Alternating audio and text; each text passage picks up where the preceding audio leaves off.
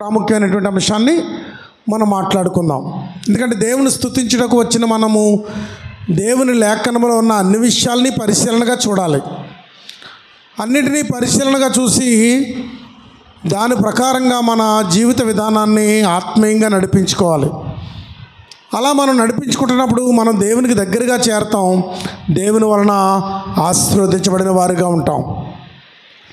దేవుడు మనల్ని ఆశీర్వాదమునకు వారసులుగా ఉండుటకు పిలిచారు, ఆశీర్వదించుటకు పిలిచారు. అందుకే యోబు అంటాడు, మీరు మొదట కొద్దిగా ఉండను తుదకు మహాభివృద్ధి పొందుతారు అంటాడు. కనుక మహాభివృద్ధిని మన జీవితాల్లో కలగచేయడానికి దేవుడు మనల్ని ఏర్పరచుకున్నాడు. ఆ విషయాన్ని మనం ఎప్పుడూ మర్చిపోకూడదు. ఈ లోకం నుంచి ప్రత్యేకించాడు, లోకంలో నుంచి ఏర్పరచుకున్నాడు. ఆయన తన కొరకు స్వకీయ జనముగా ఏర్పరచుకున్నారు. ఇందులో ప్రత్యేకత ఏంటంటే, ఇందులో ఎక్కువ తక్కువ అని లేకుండా ప్రతి వారిని ఆయన ఏర్పరచుకుని ఏమన్నాడు తెలుసా? మీరు రాజులని యాజక సమూహము అన్నాడు. రాజులైన యాజక సమూహము. ఇందులో ఉన్న వారందరూ కూడా రాజులే, రారాజు బిడ్డలు కనుక రాజులే. యాజక సమూహము దేవుణ్ణి ఆరాధిస్తూ బ్రతుకుతున్నారు కనుక యాజక సమూహము. యాజకులనేవారు ఈ లోకంలోనూ ధర్మశాస్త్రంలోనూ చాలా ప్రత్యేకించబడిన వారు. యాజకత్వం చాలా ప్రత్యేకమైంది, దానికి చాలా ప్రాధాన్యత ఉంది బైబిల్లో. కనుక ఆ యాజకత్వాన్ని ఆరాధించే వారందరికీ దేవుడు అనుగ్రహించాడు ఈ రోజున. ప్రియులారా, మరి కనుక బైబిల్లో ఉన్నటువంటి అన్ని అంశాలని మనం తెలుసుకోవాల్సినటువంటి అవసరత మనకు చాలా ప్రత్యేకంగా ఉంది. కనుక మరి ఈరోజు నేను మీతో మాట్లాడవలసినటువంటి విధానం ఏంటంటే, దేవుడు విధించిన కట్టడలలో అతి ప్రాముఖ్యమైన కట్టడ, అది మోసే చేత నియమించబడింది, క్రొత్త నిబంధనల వరకు కూడా తేబడింది, అది నేటి మన జీవితాల్లోనూ కూడా ఉంది. ఆ నియమించబడినటువంటి కట్టడ ఏంటనగా దశమ భాగము. దశమ భాగం అనే అంశం గురించి చాలా సందిగ్ధం ఉంది, చాలామందికి కన్ఫ్యూజన్ ఉంది, చాలామందికి దాని గురించి సరైన అవగాహన లేదు. ఈరోజు దాని గురించి లేఖనంలో కొన్నిటువంటి విషయాలు మనం చూడాలి. ఎందుకంటే చాలా విషయాల్ని ప్రతి వారం ఒక్కొక్క క్రొత్త విషయాన్ని మనం ఆలోచిస్తున్నాం, ఒక్కొక్క క్రొత్త విషయాన్ని మనం తెలుసుకుంటున్నాం. ఈరోజైతే దేవునికి ఇచ్చే వాటి వలన కలిగే ఆశీర్వాదము మనకు ఎలా దొరుకుతుంది, దేవునికి ఇచ్చటం వలన కలిగే ఆశీర్వాదము అని పెట్టుకుందాం. దీనికి హెడ్డింగ్ దేవునికి ఇచ్చటం వలన కలిగే ఆశీర్వాదం అని పెట్టుకుందాం. అయితే ఇది ఎక్కడ నియమించబడింది అని అంటే, లేవీకాండము 27వ అధ్యాయము 30వ వచనంలో నియమించబడినటువంటి విధానం కనబడతా ఉంది. చదవండి. లేవీకాండము మోసే నియమించిన విధానం, మోసే నియమించాడు దీన్ని. ఇది లేవీకాండం 27:30 చదవండి. భూధాన్యములలోనేమి వృక్ష ఫలములలోనేమి భూఫలములన్నిటిలో దశమ భాగము యెహోవా సొమ్ము, అది యెహోవాకు ప్రతిష్ఠితమగును. ఒకడు తాను చెల్లింపవలసిన దశమ భాగములలో దేనినైనను విడిపింపగోరిన ఎడల దానిలో 5వ వంతులు దానితో కలుపవలెను.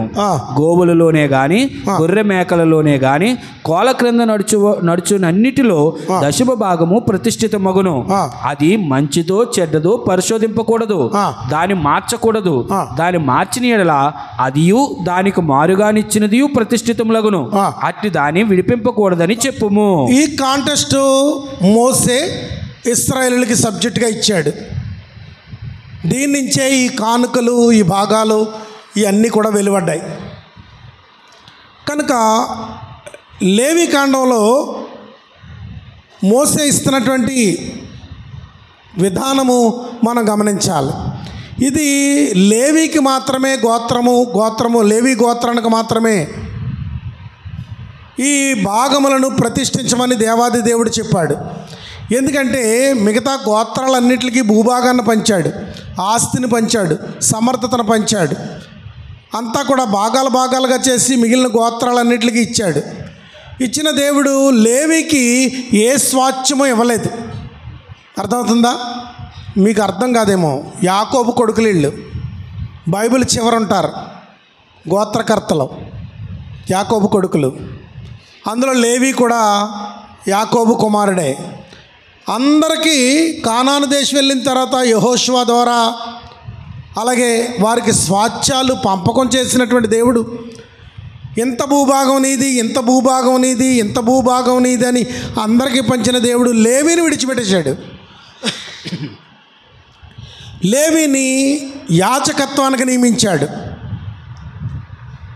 కనుక ఏమన్నాడంటే ఈ మిగిలిన గోత్రాలన్నీ కూడా వారు 10వ వంతును, ప్రతిష్ఠిత అర్పణను, ప్రథమ ఫలమును ఏదైతే నియమించాడో ఇశ్రాయేలు జీవితాల్లో మోసే చెప్పకముందు అబ్రహాము దగ్గర నుంచి ప్రథమ ఫలము దేవుడిది. ప్రథమ ఫలము దేవునికే నియమించబడింది. దాని గురించి చెప్పకుండా ఇక్కడికి వచ్చాక దశమ భాగము గురించి చెప్తాడు. దశమ భాగం గురించి ఏం చెప్పాడంటే ఈ మిగిలిన గోత్రాలన్నీ 10వ వంతును తెచ్చి లేవీకి ఇవ్వాలన్నాడు. ఎందుకంటే లేవి వ్యవసాయం చేయడు, సాగు చేయడు, భూమి దున్నడు, పంట పండించడు, విత్తనము నాటడు. ఈ మిగిలిన 11 గోత్రాలకి యాజకత్వాన్ని నియమించాడు కనుక లేవిని వారి తరపున దేవునికి ప్రార్థన చేస్తూ ఉంటాడు. మీకు అర్థమైందా? మిగతా 11 గోత్రాల తరపున ప్రార్థన చేయడానికి, వారికి దైవ చిత్తాన్ని తెలియజేయడానికి, వారి తరపున దేవుని ప్రతినిధిగా ఉండడానికి, వారు తెచ్చే అర్పణలు, వారు తెచ్చే భాగములు, వారు తెచ్చే ఫలములు, వారు తెచ్చే పంటలు అన్నిటినీ దేవునికి అర్పించడానికి దేవునికి మిగిలిన గోత్రాలకి మధ్యవర్తిగా లేవి ఉంటాడు. చాలా జాగ్రత్తగా అర్థం చేసుకోండి. మళ్ళీ ఇలాంటి సబ్జెక్ట్ చెప్పడానికి అవ్వదు. దీన్ని ప్రత్యేకించి ఇంచుమించు లేదంటే నేను మాట్లాడి ఓ 10-15 సంవత్సరాలు అయిపోతుంది. ఈరోజు మళ్ళీ దీని గురించి ఆలోచించి మాట్లాడవలసిన అవసరం ఎందుకు వచ్చిందంటే చాలామంది ఈ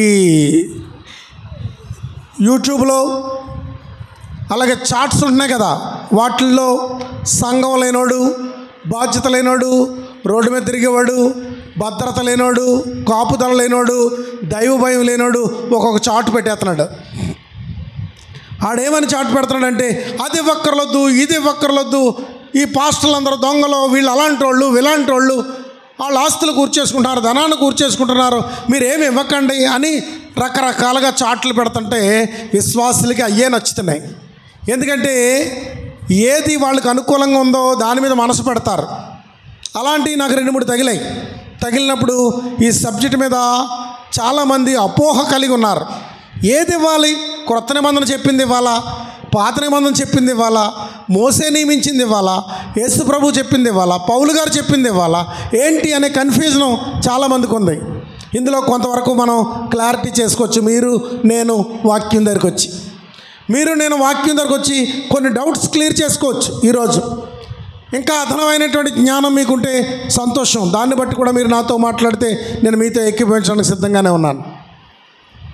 కనుక ఇక్కడ ఏం చెప్తున్నాడంటే 11 గోత్రాలకి స్వాస్థ్యాన్ని పంచి ఈ 12వ వాడిగా లేవిని ఎంచి దేవుని ప్రతినిధిగా పెట్టి వాళ్ళు ఇచ్చే ప్రతి అర్పణ కూడా దేవునికి అర్పించడానికి, దాంట్లో భాగాలు తీసి వాళ్ళకి ఇవ్వడానికి, ఆశీర్వాదాలు వారికి ఇవ్వడానికి దేవుని తరపున ఈ లేవి నిలబడినాడు. ఇది దేవుని ఏర్పాటు. అందుకే లేవి కాండంలో 27లో ఈ మాట చెప్పాడు. మళ్ళీ స్పష్టంగా చదువుదాం, చాలా క్లారిటీగా మాట్లాడుకుందాం ఈ విషయాన్ని ఈరోజు. భూధాన్యములలోనేమి, భూభాగములలోనేమి, వృక్ష ఫలములలోనేమి, వృక్షాలు అంటే చెట్లు భాగాల్లోనేమి, భూఫలములన్నిటిలో 10వ భాగము యెహోవా సొమ్ము. ఇక్కడ వాడేశాడు పదాన్ని. ఏమని? దశమ భాగము యెహోవా సొమ్ము. అది యెహోవాకు ప్రతిష్ఠితమగును. అది దేవునికి లేవి దగ్గరకు వచ్చి ప్రతిష్ఠితం అవుతుంది. ఒకడు తాను చెల్లించవలసిన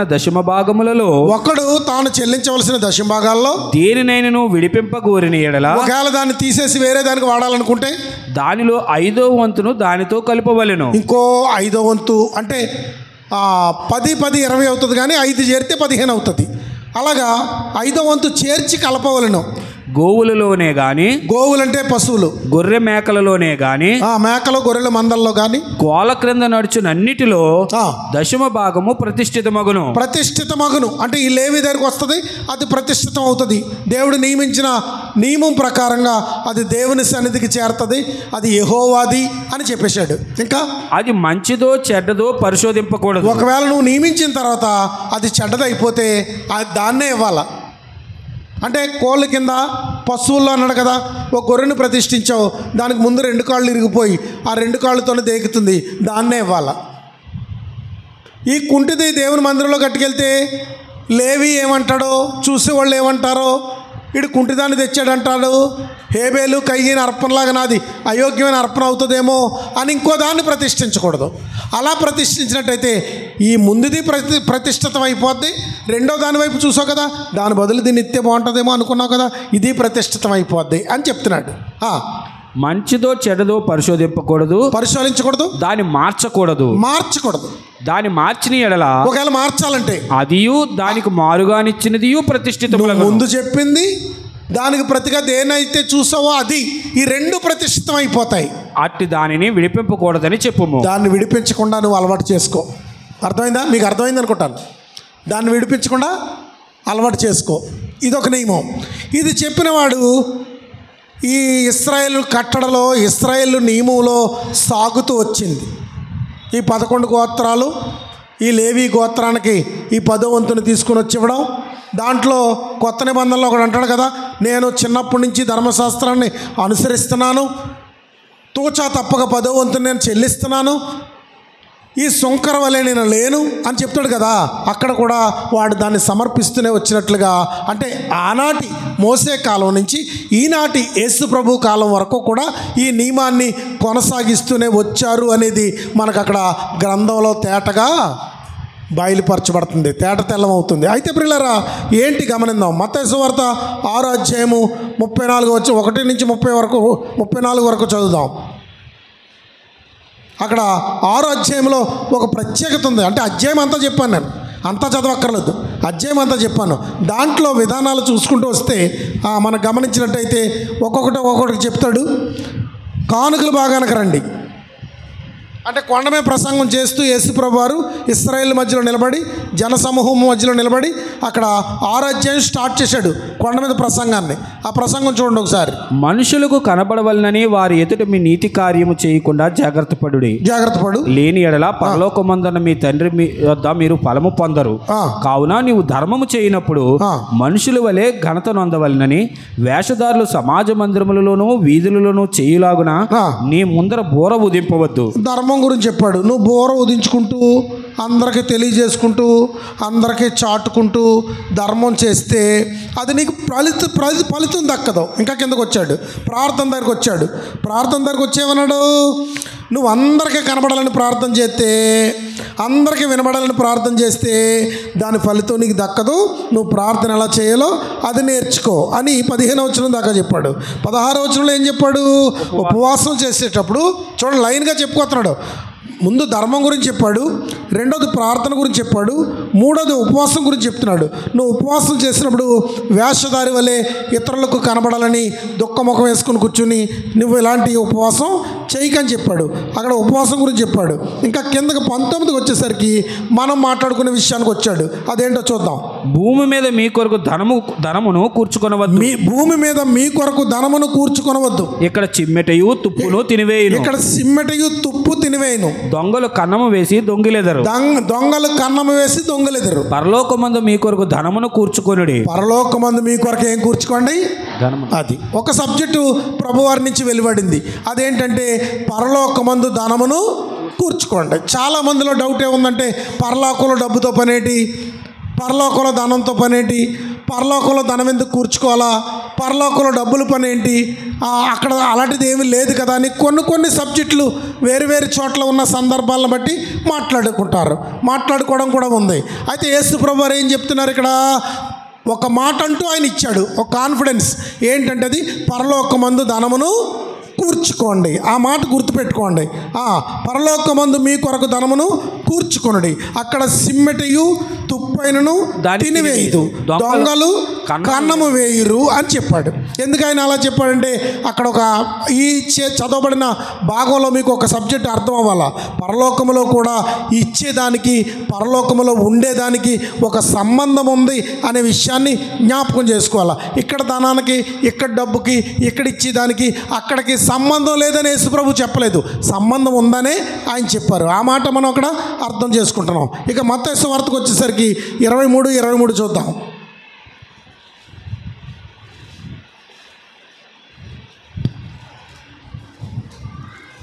అయ్యో అయ్యో వేషధారులైన శాస్త్రులారా. ఇక్కడ యేసు ప్రభు వారు శాస్త్రులతో మాట్లాడుతున్నారు.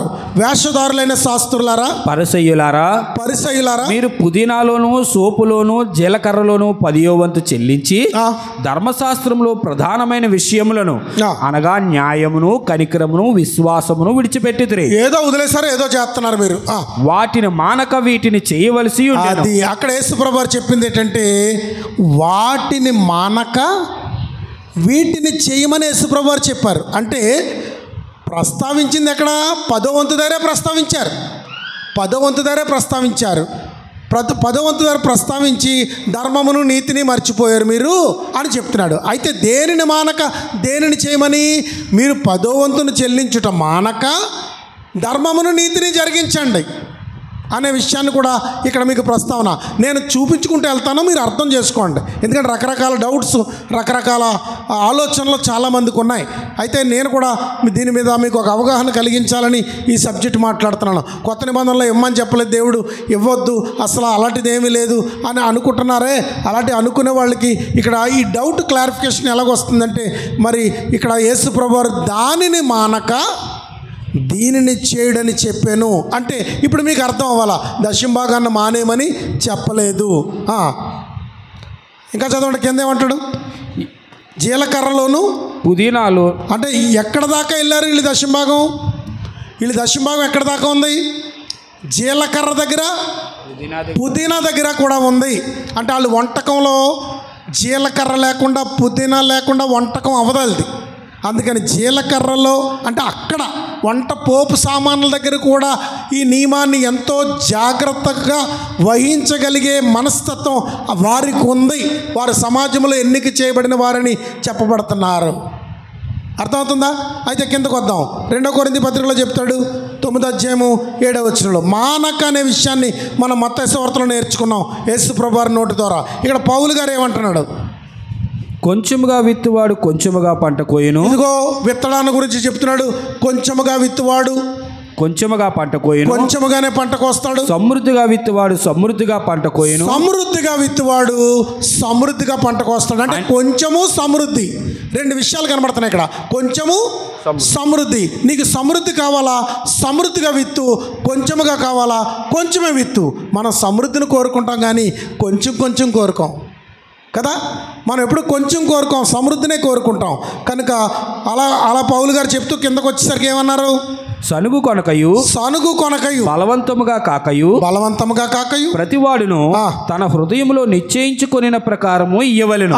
దేవుడు ఉత్సాహముగా ఇచ్చి వారిని ప్రేమించును, మరియు అన్నిటి యందు ఎల్లప్పుడూ మీలో మీరు సర్వ సమృద్ధి గలవారై ఉత్తమమైన ప్రతి కార్యము చేయుటకు. క్రొత్త నిబంధన ఏం చెప్తుందంటే, క్రొత్త నిబంధనలో ప్రభువారు ముందుకు వచ్చేసరికి, పౌలు గారు ముందుకు వచ్చేసరికి, సంఘాల్లోకి వచ్చేసరికి శ్రేష్టత అనే దాన్ని ఒక ప్రత్యేకించారు. దాన్ని శ్రేష్ఠ భాగం అంటారు. శ్రేష్ఠ భాగము, దశమ భాగం అనే మాట పాత నిబంధనలో ఎంత గట్టిగా కనబడుతుందో అది విడవద్దని యేసు ప్రభువారు చెప్పినట్టుగా కూడా మనం చూసాం. క్రొత్త నిబంధనలో నీ శ్రేష్ఠ భాగము అనే మాట కనబడుతుంది. అంటే శ్రేష్టత అంటే ఇక్కడ ఇద్దరు మనుషులు ఉన్నారు. వీడు మంచోడు అంటే అర్థం ఏంటి తెలుసా? వీడికంటే అని అర్థం, వాడికంటే అని అర్థం. వీడు మంచోడు అని చెప్పినప్పుడు వాడికంటే అని అర్థం. ఇద్దరు మనుషులను నిలబెట్టి వీడు మంచోడు అంటే వాడికంటేనే అర్థం చూపిస్తుంది. అర్థమవుతుందా మీకు? వాడికంటే వీడు మంచోడు అనక్కర్లేదు. వీడు మంచోడంటే వాడికంటే వీడు మంచోడనే భావం చూపిస్తుంది. ఇక్కడ శ్రేష్టత అనేదాన్ని ఎందుకు మాట్లాడాడంటే, దశమ భాగమును విడిచిపెట్టేసినా, అది ధర్మశాస్త్రాన్ని బట్టి మనుషులతో ఆగిపోయినా, దానికంటే మరి శ్రేష్టతను పెంచుకుని శ్రేష్ఠ భాగాన్ని ఇవ్వండి అన్నాడు తప్ప. కానీ దశమ భాగాన్ని ఒకవేళ ధర్మశాస్త్రాన్ని కొట్టేసాం, ధర్మశాస్త్రం కొట్టివేయబడింది, దశమ భాగాన్ని కొట్టేద్దాం, కానీ దాని ప్లేస్లో ఏం పెట్టాడు? శ్రేష్ఠ భాగాన్ని పెట్టాడు. ఇక శ్రేష్ఠ భాగం అంటే దశమ భాగము కంటే గొప్పదే, కానీ దానికంటే తీసివేయబడింది మాత్రం కాదని మీ హృదయాల్లో ఉండాలా. ఇక్కడి నుంచి శ్రేష్ఠ భాగం అని ఉంటుంది, దశమ భాగం అనకండి, మానేయండి. కానీ ఈ దశమ భాగము కంటే శ్రేష్ఠ భాగము తక్కువైనది, కించిపరచబడిందని మాత్రం అంచనా వేయొద్దు. ఎందుకంటే యేసు ప్రభువారు కొండ మీద ప్రసంగంలో లైన్గా చెప్పుకొత్తూ మరి నువ్వు మోహపు చూపుతో వ్యభిచారం చేయొద్దని మీతో చెప్పబడిన మాట మీరు విన్నారు. ఒకడు ఒక స్త్రీతో పోతే వ్యభిచారం. కానీ కొత్త నిబంధనలో నేను చెప్పేది ఏంటంటే దానికంటే మరీ శ్రేష్టమైన సంగతులు మీ ముందు ఉంచుతున్నాను. ఆ శ్రేష్టమైన సంగతి ఏంటో తెలుసా? ఒకడు మోహపు చూపుతో ఒక స్త్రీని చూస్తేనే తన హృదయమందు వ్యభిచరించినట్టు. అంటే పాత నిబంధనలో ఉన్న వ్యభిచారణ గురించి ఎత్తాడు, ఆ వ్యభిచారము తప్పని చెప్పాడు. కొత్త నిబంధనకు వచ్చేసరికి మోహపు చూపే తప్పని చెప్పాడు.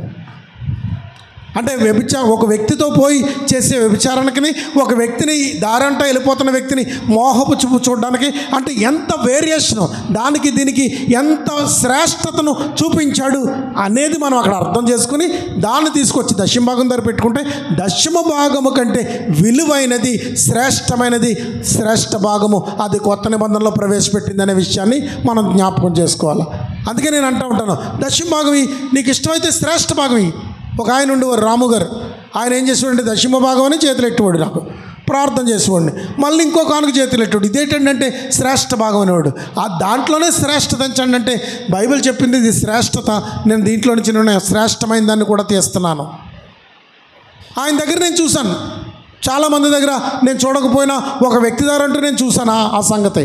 కనుక ఇప్పుడు తను అర్థం చేసుకున్నది నాకు ఏమనిపించిందంటే దశమ భాగము కంటే శ్రేష్టమైన అంశాలే కొత్త నిబంధనలో పెట్టబడ్డాయి తప్ప కానీ దానికంటే తీసివేయబడిన అంశాలు ఏవి కొత్త నిబంధనలో పెట్టబడలేదు. మోసే ద్వారా లేవీ కాండంలో ఇశ్రాయేలు కుటుంబాలకి ఇవ్వబడినటువంటి నియమము కట్టడ అంత క్లియర్గా కనబడుతుంటే ఇక్కడ ఇలా చెప్తాడు. మత్తయి సువార్త 8:4 చదవండి, 3 నుంచి చదవండి. మత్తయి సువార్త 8వ అధ్యాయం.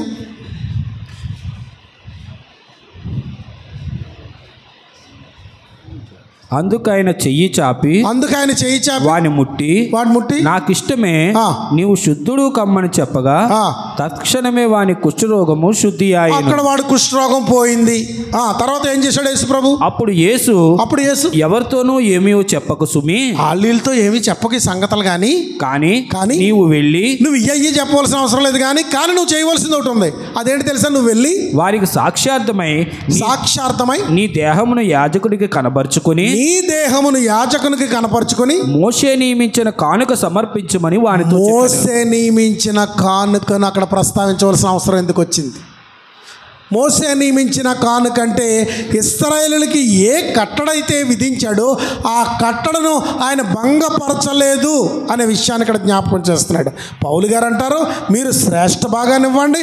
ఆ శ్రేష్టత ఎలాగ ఉండాలంటే సనుగుకునిలాగా ఉండకూడదు, బలవంతంగా ఉండకూడదు, హృదయంలో నిశ్చయించుకోండి. నిశ్చయించుకునేటప్పుడు మీరు వెనకున్నటువంటి మోసే కట్టడలో ఉన్న దశమ భాగమును దృష్టిలో పెట్టుకుని దానికంటేను రెండవది అంటే కొరింథీ పత్రిక 13వ అధ్యాయంలో అంటాడు, శ్రేష్టమైన సంగతులు మీకు బోధిస్తున్నాను. అక్కడ అంటాడు ప్రవచనములైనను నిలిచిపోవును. చూడండి 13వ అధ్యాయము ఎన్నో వచ్చినాయి చదవండి. మరి శ్రేష్టమైన సంగతులు మీకు బోధిస్తున్నాను అంటాడు. నిరర్థకమగును అని ఉంటుంది. అలా కిందకి రండి, అక్కడి నుంచి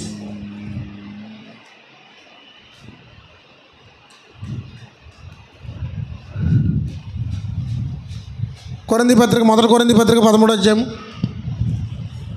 ప్రేమ శాశ్వత కాలముండును, ప్రవచనములైనను నిరర్థకము. 10వ వచనం, పూర్ణమైనది వచ్చినప్పుడు పూర్ణము కానిది నిరర్థకమగును. పూర్ణమైనది అంటే సంపూర్ణత, పూర్ణము కానిది అసంపూర్ణము. చాలు ఆ ఒక్క మాటే. పూర్ణమైనది అసంపూర్ణమైనది, సంపూర్ణమైనది పూర్ణమైనది వచ్చినప్పుడు పూర్ణము కానిది నిరర్థకమగును అని చెప్తున్నప్పుడు ఆయన ఏమంటున్నాడంటే వెనకున్న వాటిని విడిచిపెట్టుకుంటూ అనేక విషయాల్లో మనం ధర్మశాస్త్రం విషయంలో వచ్చినా, నరహత్య విషయంలో వచ్చినా, కంటికి కన్ను పంటికి పన్ను అని వచ్చినా, ఇంకొకటి వచ్చినా చాలా విషయాలు ఇప్పుడు మాట్లాడుకోవడం టైం సరిపోదు. వాటి విషయాల్లో అనేకమైనవి ఆయన తీసుకుంటూ వచ్చినా ఇక్కడికి వచ్చేసరికి పరలోకములో మీరు ధనము దాచుకోండి అని యేసు ప్రభువు వారి నోటి నుంచి చెప్పబడిన మాట మనం విన్నాం. ఈ చాలా చోట్ల పరలోకంలో ధనంతో పని లేదని విన్నాం. కానీ ఇక్కడ యేసు ప్రభువు ఏం చెప్తున్నారంటే మీరు దాచుకోండి అని చెప్పిన మాటను మనం వింటున్నాం. దాచుకున్నాడు, ఏదో కూర్చుకున్నాడు, లాజరు అక్కడ ఏదో కూర్చుకున్నాడు, వెళ్ళి అనుభవిస్తున్నాడు. ధనవంతుడు కూర్చుకోలేదు, అనుభవించలేకపోయాడు, ఏదో కూర్చుకోవాలి. అది ఏంటి అని అడిగితే లేవీలకు ఇచ్చినటువంటి ఆ యొక్క ఇశ్రాయేలు గోత్రాలకు ఇచ్చిన కట్టడను మనం జ్ఞాపకం చేసుకుంటే, ఆ కట్టడ ఈ దశమ భాగం విషయానికి వచ్చేసరికి దానికంటే మరీ శ్రేష్టమైనది. ఇక 13వ వచనంలో అంటాడు, అక్కడ 13:13లో పూర్ణమైనది వచ్చినప్పుడు పూర్ణము కానిది నిరర్థకమగునని 10లో చెప్పి, ఇక కిందకు వచ్చేసరికి వాటి విషయాలన్నీ వివరించుకుంటూ వచ్చి అక్కడ అనేకమైనవి నిలిచిపోతాయి, ప్రవచనాలు నిలిచిపోతాయి.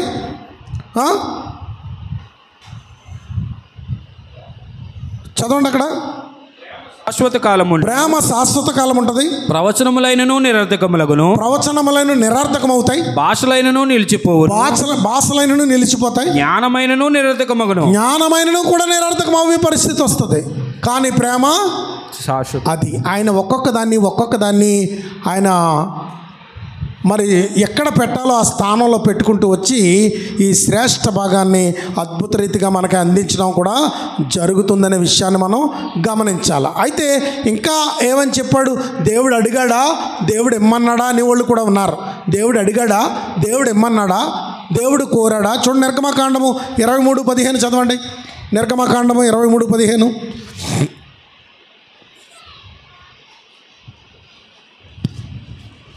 పులియని రొట్టెల పండుగను ఆచరింపవలెను. నేను నీకు ఆజ్ఞాపించినట్లు అబీబు నెలలో నీవు ఐగుప్తులో నుండి బయలుదేరి వచ్చేదివు గనుక ఆ నెలలో నియామక కాలమందు 7 దినములు పులియని రొట్టెలను తినవలెను. నా సన్నిధిని ఎవడును వట్టి చేతులతో కనబడకూడదు. ఏంటట? నా సన్నిధిలో ఎవడును వట్టి చేతులతో కనబడకూడదు. ఇక్కడ కూడా చాలామంది వట్టి చేతులు గలవారు ఉండకపోలేదు. వట్టి చేతులతో నా సన్నిధిలో కనబడొద్దని అక్కడ వారికి చెప్తున్నటువంటి మాటను మనం జ్ఞాపకం చేసుకున్నాం. అలాగే ద్వితీయోపదేశకాండం 4:1-9 చూద్దాం. ద్వితీయోపదేశకాండం 4:1-9. కాబట్టి ఇశ్రాయేలీయులారా, మీరు బ్రతికి మీ పితరుల దేవుడైన యెహోవా మీకు ఇచ్చుచున్న దేశంలోనికి పోయి స్వాధీనపరుచుకున్నట్లు మీరు అనుసరించవలసిన విధులను కట్టడలను నేను మీకు బోధించుచున్నాను, వినుడి. మీ దేవుడిని యెహోవా ఇచ్చిన ఆజ్ఞలను మీకు ఆజ్ఞాపించుచున్నాను. వాటిని గైకొనుటి యందు నేను మీకు ఆజ్ఞాపించిన వాటిలో దేనిని కలుపకూడదు, దానిలో నుండి దేనిని తీసివేయకూడదు. ఏమంటాడు ఇక్కడ? దేనిని కలపకూడదు, దాంట్లోని దేనిని తీసేయకూడదు. 9వ వచనం. అయితే నీవు జాగ్రత్త పడుము, నీవు కన్నులారా చూచిన వాటిని మరువకుండునట్లును, అవి నీ జీవిత కాలమంతయు నీ హృదయంలో నుండి తొలగిపోకుండునట్లును నీ మనస్సును బహు జాగ్రత్తగా కాపాడుకోవడము. ఏదైతే నువ్వు నేర్చుకుంటున్నావో అది నీ మనసులో పెట్టుకుని నీ కన్నుల ముందు నుంచి తొలగిపోకుండా వాటిని జాగ్రత్తగా కాపాడుకోమని అక్కడ చెప్పాడు. అలాగే 28:1 చెప్తున్నాడు, నా కట్టడలను విధులను గైకొన్నట్లయితే నువ్వు ఆశీర్వదించబడతావు అని చెప్తున్నాడు. అలాగే 28:12-13 చదవండి. 28:12-13. యెహోవా నీ దేశము మీద వర్షము దాని కాలమందు కురిపించుటకును నీవు చేయు కార్యమంతటిని ఆశీర్వదించుటకు నీ పంటలను దీవించుటకు వాటి కాలములలో వర్షమును కురిపించుటకు ఆకాశమును తన మంచి ధననిధిని తెరచును. ఆకాశమందున్న తన మంచి ధననిధి తెరచును. అది కొంతమంది జీవితాల్లో గొప్ప ఆశీర్వాదాలు కలుగుతాయి, దీవించబడతారు, అభివృద్ధిలోకి వస్తారు, ఆశీర్వదించబడతారు. కారణం ఏంటంటే దేవుడు వారి హృదయాన్ని ఎరిగి వారి అర్పణలు ఎరిగి ఆకాశమందున్న మంచి ధననిధి, ఏంటది? మంచి ధననిధి తెరుస్తాడనే విషయాన్ని అక్కడ చెప్తున్నాడు. కనుక ఈరోజు ఈ దశమ భాగం అంశంలోకి వచ్చిన డౌట్స్ మనం క్లియర్ చేసుకోవడానికి యేసుప్రభు వారు శాస్త్రులకి పరిసయ్యులకి చెప్పిన సందర్భాన్ని, లేవీయులకి మోసే కేటాయించిన సందర్భాన్ని, అది కొత్త నిబంధన దగ్గరికి వచ్చేసరికి పౌలు గారు దాని విషయంలో శ్రేష్టతను చూపించి దాన్ని మరీ శ్రేష్టతగా చెప్పడానికని, అలాగే మరి ద్వితీయోపదేశకాండంకి వెళ్ళేసరికి వాటిని బట్టి ఏ రకంగా ఆశీర్వదించబడతారో చెప్పడానికని, నిర్గమకాండానికి వెళ్ళేసరికి నువ్వు వట్టి చేతులతో దేవుని సన్నిధిలో కనిపించడం మంచిది కాదు అని మనకు చెప్పడానికని చెప్తూ ఇశ్రాయేల్ కాలం చివరకు వచ్చేసరికి మలాకి ప్రవక్తతో ఇలా చెప్పాడు. మలాకి 3:10 చదువుదాం. మలాకి 3:10. నా మందిరములో ఆహారం ఉండునట్లు, నా మందిరములో ఆహారం ఉండునట్లు 10వ భాగం అంతయు మీరు నా మందిరపు నిధిలోనికి 10వ భాగం అంతయు నా మందిరపు నిధిలోనికి తీసుకురండి. దీన్ని చేసి మీరు నన్ను శోధించిన ఎడల నేను ఆకాశపు వాక్యములను విప్పి. అది దీనికోసమే నేను చదివించాను.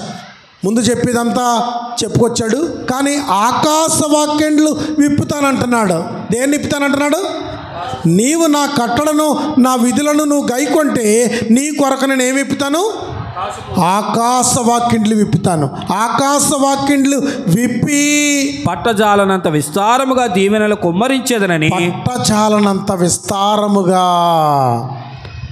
నువ్వు ఈ నియమాన్ని మర్చిపోనివాడుగా, దీన్ని ఆచరించేవాడుగా, దీన్ని గైకొనేవాడుగా, శ్రేష్టతను దశమ భాగము కంటే ఉత్తమముగా నియమించబడిన క్రొత్త నిబంధన చట్ట ప్రకారమైనటువంటి శ్రేష్టతను నువ్వు కలిగి ఉంటే, స్వార్థము, అవివేకము, మరి మోసము, వంచన అంటే ఎవరికి తెలుస్తుందిలే అని చేస్తారే, అది వంచన. తను తనే వంచన. అననీయ సప్ఫీరాలు వంచన చేసుకున్నారు. అలాంటి వంచన లేకుండా నువ్వు జీవించినట్లయితే దేవుడు ఆకాశ వాక్యంలు విప్పి పట్టజాలనన్ని దీవెనలు నీ బ్రతుకులో, నీ కుటుంబంలో కుమ్మరిస్తాడు అనే విషయాన్ని నేను జ్ఞాపకం చేస్తున్నాను. కనుక ప్రియులారా, ఈ రోజున చాట్లో వచ్చినా, యూట్యూబ్లో వచ్చినా, సంఘం లేనోడు, బాధ్యత లేనోడు, రోడ్డు మీద తిరిగేవాడు, చాలామంది బోధకులు ఉన్నారు లోకంలో. ఇలాంటి బోధకులు నోటుకొచ్చినట్టు ఎలా మాట్లాడినా, సంఘములో ఉన్న నీవు, ఏర్పరచబడిన నీవు, ప్రత్యేక జనముగా ఉన్న నీవు, దేవుని రాకడ కొరకు ఎదురు చూస్తున్న నీవు, నిరంతరం ఆరాధిస్తున్న నీవు, నిన్ను నువ్వు మోసం చేసుకోక, ఎవరి కల్పిత బోధలు వినక, ఒక ప్రోగ్రామ్కి డబ్బులు ఇవ్వండి మీకు ఆశీర్వాదం వస్తుంది, లేదా ఈ కచ్చిపు కొనండి మీకు దీవెనలు వస్తాయి, ఈ నూనె డబ్బా కొనండి మీకు ఆశీర్వాదం వస్తుందని చెప్పి అభూత కల్పనలు వినక మంచి విశ్వాసిగా కొనసాగుతూ దేవుడు పరలోకం నుండి ఆ ధననిధి తెరిచి నిన్ను ఆశీర్వదించినట్లు దేవుని కట్టడలను, విధులను ఆ మోసేకు ఒకలా చెప్పలేదు, మనకు ఒకలా చెప్పలేదు. దాన్ని తీసేయలేదు, అది వద్దనలేదు. పరలోకం ఉందన్నాడు, అక్కడ కూర్చుకోవడానికి కూడా ఆయన కాదనలేదు. దాన్ని కూడా చెప్తూ వస్తూ ఏం చెప్తున్నాడంటే, నువ్వు ఏమి విత్తుతావో ఆ పంటనే కోస్తావు అని చాలా తేటగా చెప్తూ ఈ దశమ భాగం విషయంలో ఉన్నటువంటి క్లారిటీ కొత్త నిబంధనకు వచ్చేసరికి కొన్ని చోట్ల చేశాడు. మరో అవకాశం ఉంటే మరికొన్ని విషయాలు మరొకసారి మాట్లాడుకుందాం. ఎందుకంటే ఆయన క్లారిటీ చేయకుండా ఉండలేదు, దాన్ని క్లియర్ చేశాడు. మత్తయి సువార్త 5, 6, 7 మా కొండ మీద ప్రసంగంలో ఆయన ప్రతి శ్రేష్టతను చెప్పుకుంటూ వచ్చి 6వ అధ్యాయంలోకి వచ్చేసరికి దీన్ని టచ్ చేశాడు. ఆయన ఖచ్చితంగా టచ్ చేశాడు, వదిలిపెట్టలేదు. ధర్మం గురించి, ప్రార్థన గురించి, ఉపవాసం గురించి ఎలాగైతే చెప్పాడో అలాగే ఇవ్వడం గురించి కూడా క్లియర్గా చెప్పాడనే విషయాన్ని మీకు నేను తీసి చూపించాను. జాగ్రత్తగా ఉండాలని ప్రభు పేట కోరుతున్నాను. ప్రార్థన చేసుకుందాం తలలో వంచినట్టయితే. ప్రేమస్వరూపుడా మీకు వందనాలు. ఈ దినకాలం మంది విన్నటువంటి ఉపదేశాన్ని బట్టి మేము ఆశీర్వదించబట్టుకు, వర్ధిల్లుటకు, అభివృద్ధి పొందుటకు, ఇచ్చేదాన్ని బట్టి మేము మా కుటుంబాలు ఆకాశవాక్యంలు తెరచి పట్టజాలనని దీవెనలు మేము పొందుటకు నాయన శ్రేష్టమైనటువంటి భాగములను, శ్రేష్టతను మనసులో నిర్ణయించుకుని సంతోషముతో దాన్ని ఇచ్చినట్లుగా సంఘం ఉండినట్లు దీవించండి, ఆశీర్వదించండి. ఏ చోటున్నా ఎక్కడున్నా కానీ నాయన దశమ భాగము గొప్పదని ఎంచి, ఈ మనసులలో శ్రేష్టత మరీ గొప్పదని ఎంచి శ్రేష్ఠ భాగమును ఎన్నిక చేయడానికి సిద్ధపాటు కలగచేయండి. నేటి నుంచి దాన్ని దశమ భాగం అని పిలకపోయినా శ్రేష్టత అనేది దానికంటే ఉన్నతమైనదని గుర్తించే మనసు బిడ్డలకు దయచేయండి. వాక్యాన్ని విన్నారు ప్రభు, గొప్ప ఆశీర్వాదాన్ని మా బ్రతుకుల్లో దయచేయండి. బలపరచండి, స్థిరపరచండి, ఆశీర్వదించండి. కూడి వచ్చిన బిడ్డలందరినీ దీవించండి. వర్తమానం విని వారందరినీ ఆశీర్వదించండి. యేసు పరిశుద్ధ నామములో ప్రార్థించి వేడుకుంటున్నాం తండ్రి, ఆమేన్. బర్నబాస్